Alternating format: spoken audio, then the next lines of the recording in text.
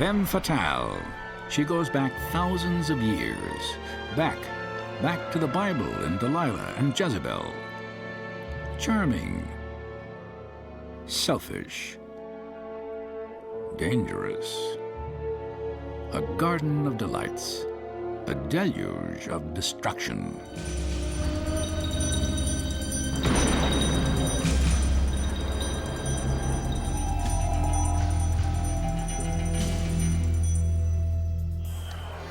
Hollywood's most enduring femme fatale, the dame who slinked through 2 decades of film noir cinema, sprang from an almost comic union. Whatever her faults, the noir dame has pedigree. She was Madame X of the Nickelodeons. In silent flicks, she was a sultry girl from Cincinnati named Theodora Goodman. For the movies, her name was changed to Theda Bara. Bara being Arab spelled backwards. Theda Bara made vamp a household word. In those days, when men withheld the vote from women and frowned upon their holding jobs other than domestic, women might secretly admire a Theda Bara, who, through her wiles, twisted men around her little finger. Theda was old hat when World War II exploded. Its impact on American women was irreversible. With America's manpower fighting overseas, the nation tapped its woman power. In that war, nobody was a slacker. Women sprinted from the kitchens to the war plants, from charm schools to welding, from making babies to making bullets. And now they had cash jingling in their coveralls. When the boys came home, they expected everything to be the way it was when they left. It wasn't. In Hollywood's film noir genre, which so captivated the newly reunited couples of the post-war years, the silent movie vamp and Rosie the Riveter spawned a fantasy femme fatale peculiar to the era. Cynical but seductive. Earthy but mysterious.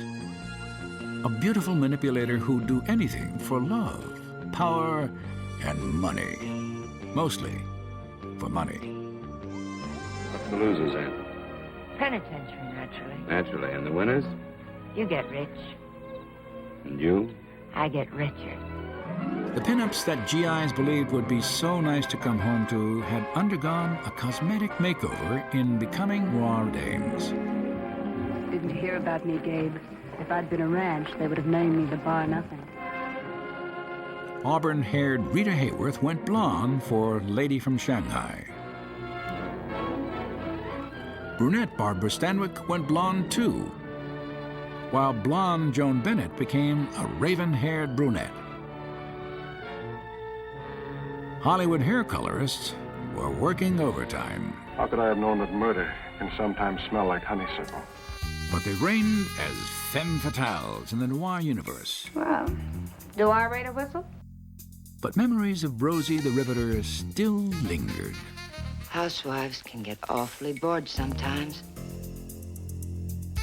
In her day, smoking was more glamorous than dangerous. She liked fine clothes and sometimes toted a gun in her mink.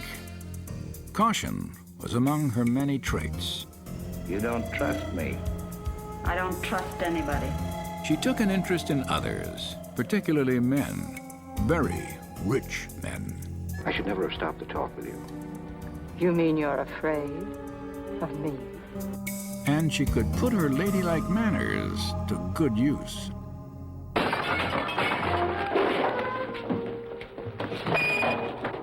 What happened? He was reaching for something and slipped. She'd do most anything to get attention, when that's what she wanted. She's dead.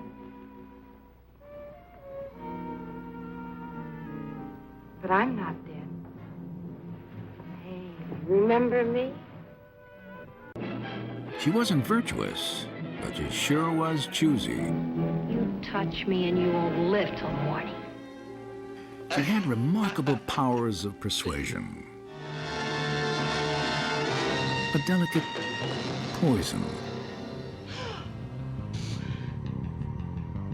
A dainty handgun.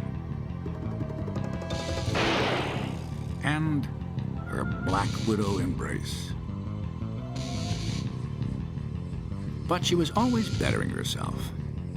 Just think, a person can be alive in the morning and dead at night. She sparked her lovers with new ambitions.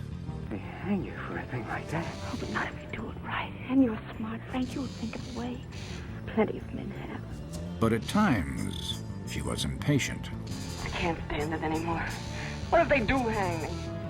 They're not going to hang you, baby. It's better than going on this way. They're not going to hang you.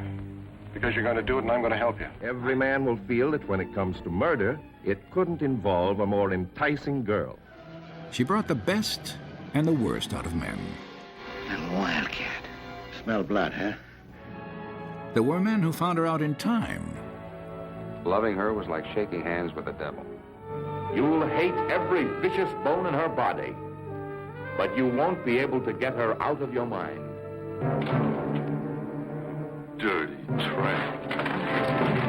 And those who found out almost too late. You were taking me up there to kill me, Tiger. You were gonna kill me. And she wasn't above letting her significant other take the rap for her. It was her idea. To make it look like an accident. One thing that the femme fatale rarely, if ever, enjoyed was a happy ending. Frank! Look out! No, I tell you he's lying!